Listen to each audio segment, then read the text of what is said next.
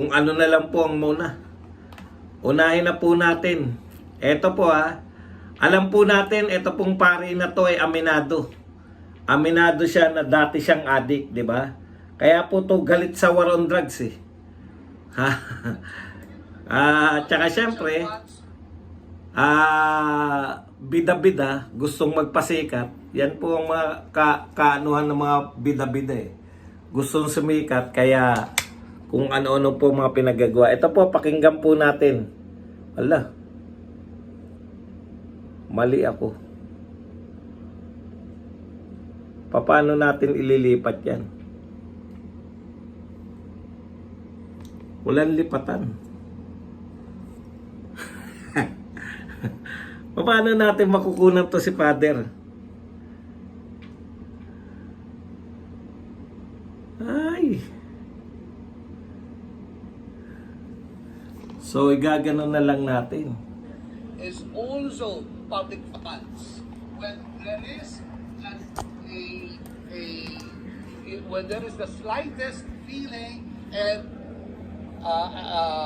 sabihin nating pagdududa na ito ay ginamit sa maling pamamaraan, then the confidence by nature is preceded by accountability. Hindi dapat magtago ang isang taong gumamit ng confidential funds sa confidential nature. Accountability takes precedence before the confidential fund. Pero confidential funds is also public funds.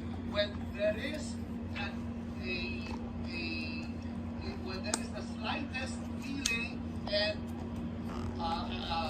sabihin natin pagdududa na ito ay ginamit sa maling pamamaraan, then the confidence by nature is preceded by accountability. Hindi dapat magtago ang isang taong gumamit ng confidential funds sa confidential nature. Accountability takes precedence before the confidential fund. Okay, eto ang paliwanag na nabubulol-bulol pa si Father. Ang sinasabi niya, mayroong duda. Sinampahan na po nila ng plunder. Alam niyo po yung plunder, kaso po yan. Kaso po yung plunder na habang buhay po ang pagkakabilanggo. Sila po ay okay na yan kahit na mahina na. Kung hindi mo marinig, wala na tayong magagawa. kung mahina boses ko, wala na tayong magagawa dyan. At tignan nyo paliwanag, nagsampa sila ng plunder kasi hinala nila, kaduda-duda yung pinaggamitan. Nagdududa sila na baka itong confidential fund ay ginamit ng hindi maganda, no? Hindi daw dapat nagtatago si BP Sara sa confidentiality. Ngayon ang tanong ko sa iyo, Father, 'di ba matagal na nilang sinasabi yan dapat hindi ka nagtatago sa confidentiality. Dududa lang sila. Alam niyo po, ugali po talaga yan 'di ba? Meron po tayong kasabihan, yung mga adik po, tamang hinala. Duda lang kayo, tamang hinala lang kayo, nagsampa na kayo ng reklamo. Kahit wala silang ebidensya. Ano, papel na yan, pautot nyo lang yan, palusot nyo lang yan. Huwag daw magtago si BP Sara sa confidentiality ng confidential fund. Yun na nga yun, confidential nga, Father Alam nyo, Father, tamang-tama po yung pag-amin ninyo na dati kayong adik kasi hanggang ngayon, tamang hinala pa rin kayo. Yan po, hindi po normal na pag-iisip yan. Pinaghihinalaan ko tong tao na to. At dahil pinaghihinalaan ko siya, magsasampa ako ng plunder. Halimbawa, korap ang korte at nakasuhan mo dahil sa tamang hinala ka. Kawawa po yung tao. Hindi in general to Alam ko kaya ni BP Sara yan. Sabi mo nga, duda lang eh. Kaya kayo nagkaso dahil may duda lang kayo. O, ang tanong ko, Father, kung hindi ka nagsisinungaling, sinungaling ka kasi. Kung hindi ka nagsisinungaling, Father, at gusto mo talaga na tanggalin yung confidentiality ng mga confidential fund, bakit si BP Sara lang ang kinasuhan mo? Bakit hindi mo kinasuhan si President Marcos? Sa bagay, hindi pa pwedeng kasuhan. O yung mga pwedeng kasuhan, bakit hindi mo kinasuhan yung DND? Bakit hindi mo kinasuhan yung DILG? Bakit hindi mo kinasuhan yung AFP at PNP? Pare-pareho silang may confidential fund. O di yung premise mo na kaya ka nagsampa ng kaso dahil nagdududa ka kasi tinatago dahil confidential, burado na yan. Di ba? Mali na yung premise mo. O ikalawa, alam nyo po, konti lang po nakakaalam. Kaya po sila impeachable offense, kaya po sila impeachable officer, hindi po sila pwedeng tanggalin kung ang sinasampa po sa kanila ay pwede silang matanggal sa pwesto. Hindi po pwedeng idaan po sa korte. Pwede bang sampahan ng kaso yung Vice President ng Pilipinas? Pwede po. Pero hindi pwede na isasampa mo sa pangkaraniwang korte lahat ng kaso. Pwede. Bakit?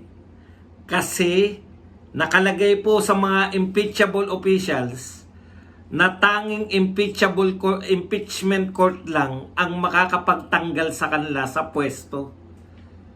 O, tignan nyo po, yung plunder po ba, pag ikaw ay nakasuhan ka ng plunder at ikaw ay public official, pag sinabing guilty ka sa plunder, matatanggal ka sa trabaho? Opo, matatanggal ka po sa trabaho.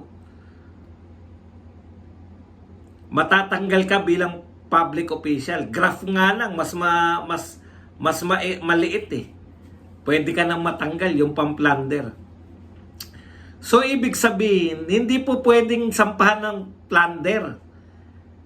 Ayan po ang nagpaliwanag po niyan, dating ombudsman. Tignan po natin kung etong ombudsman na to ay ganyan din yung paliwanag. Kasi kakaiba po itong ombudsman. Ang pwede mo lang isampa ng kaso kay BP Sara, yung magsusoli siya ng mga pondo. Halimbawa, mga civil case na kunwari, may ninakaw siya. Palagay na natin, halimbawa lang to, may ninakaw, ipapasoli mo. Pero kung ipapatanggal mo o kaya paparusahan mo, ay hindi po pwede.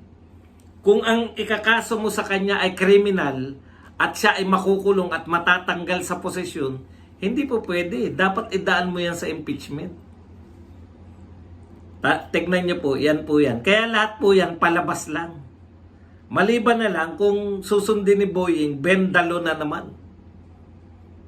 Bakit pa mag-impeachment? Tignan nyo yung logic niya na. Bakit pa mag-i-impeach si BP Sara kung pwede naman direktang sampahan ng kaso?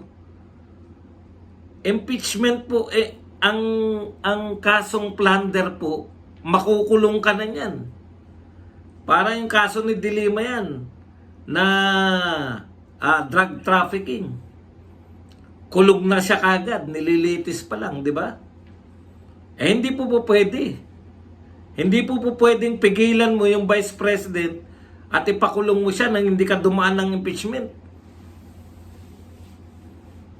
Kaya nga dahil nga tamang hinala, dahil dating addict, siguro na-retain kay Father yung pagiging hindi na po normal yan, lalo na shabu. Irreversible po yan. Maaari kang makarecover, maaari kang tumino, pero marami na pong nasira sa mga brain cells mo. Yung mga amuyong naman niya sa likod, alam naman natin mga papel niyan. No? Talagang mga DDH yan. Diehard Duterte haters. DDH. O eto pa isang tanong, Father.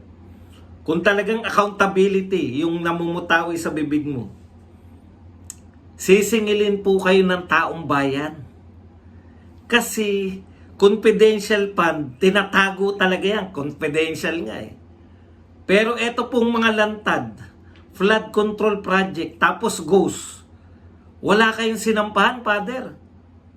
Civil society group, wala kayong sinampahan. Yan na lang eh. Kaduda-duda, kami naman magdududa sa inyo. Kaduda-duda yung ginagawa ninyo. Pinapa-impeach ninyo si BP Sara, sinasampahan ninyo ng kaso si BP Sara.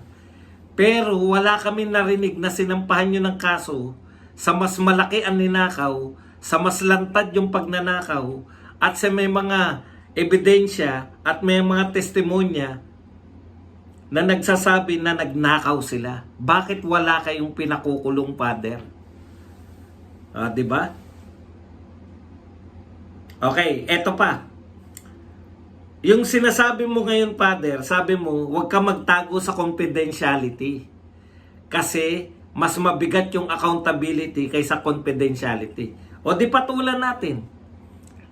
Ibig ba sabihin, Father, lahat ng budget ni BP Sara, lahat ng budget ni BP Sara, confidential fund? Hindi, Father. Mas malaki pala yung hindi confidential fund. O bakit hindi po yun? Bakit ang pinipilit nyo pong gawa ng duda yung talagang confidential? Ibig sabihin, talagang tinatago. Tatago mo yan dahil pag nilantad mong confidential, labag sa batas po yun. Alam nyo po ba yun? Na pag binulgar mo, paano mo ginastos yung confidential fund? Lumalabag ka sa batas ng confidentiality.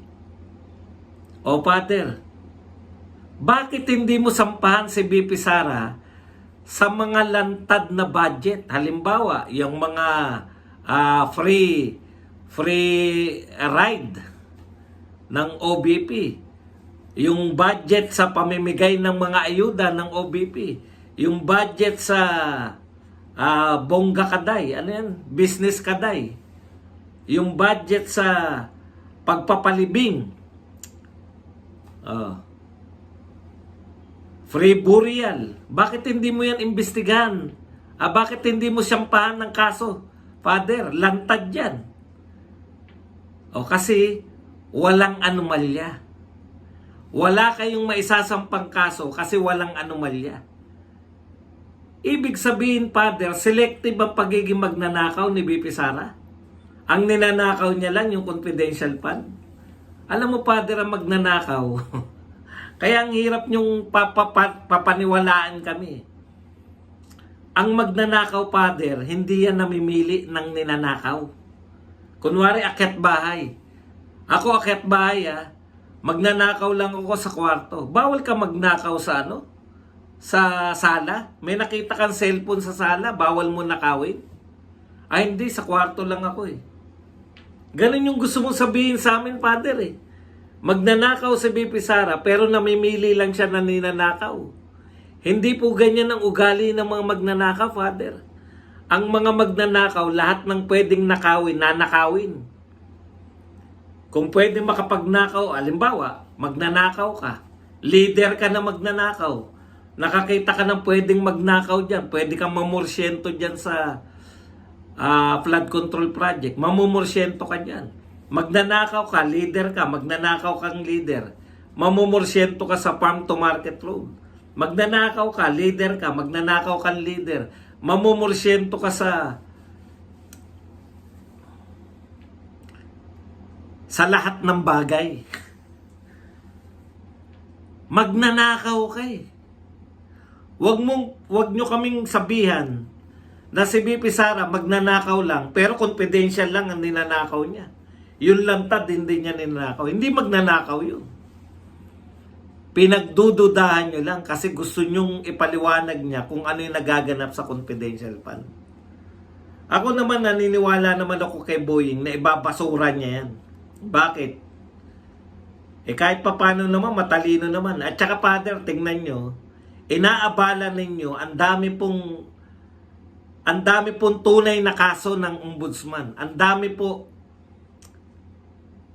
na iniimbestigahan ng ombudsman ng mga tunay na kaso, mga tunay na krimen. Bakit tunay na krimen, Father? Bumabaha, namamatay yung mga tao dahil sa baha. Father, makinig ka, Father. namamatay yung mga tao dahil sa baha. Krimen po talaga yan. Dahil kaya patuloy yung pagbaha, yung pondo sa baha, ginagamit, ninanakaw, Father. Tanong, Father, accountability ang gusto mo? Ilan na namatay sa confidential fund ni BP Sara? Wala. Ilan na namatay sa baha, Father? Sangkatutak. So, inuna mo yung walang namatay, inuna mo yung walang direktang nagsasabi na nagnakaw, ninakaw, inuna mo yung duda mo, kaysa magsampa ka ng reklamo, kaysa magsampa ka ng demanda sa totoong mga magnanakaw. Kaya, Father, kayo ang sumisira sa ating simbahang Romana Katolika. Ang gaganda ng turo sa atin eh. Di ba? Magdasal ka, Aba Ginoong Maria, Ama namin. Ang ganda nun, di ba? Magsisi ka ng mga kasalanan, huwag kang sumunod ka sa 10 utos. Huwag kang mangangalunya. Huwag mong pagnasahan ang hindi mo asawa. Di ba? Ontiveros. 10 utos yan. Father, tapos kayo, duda lang.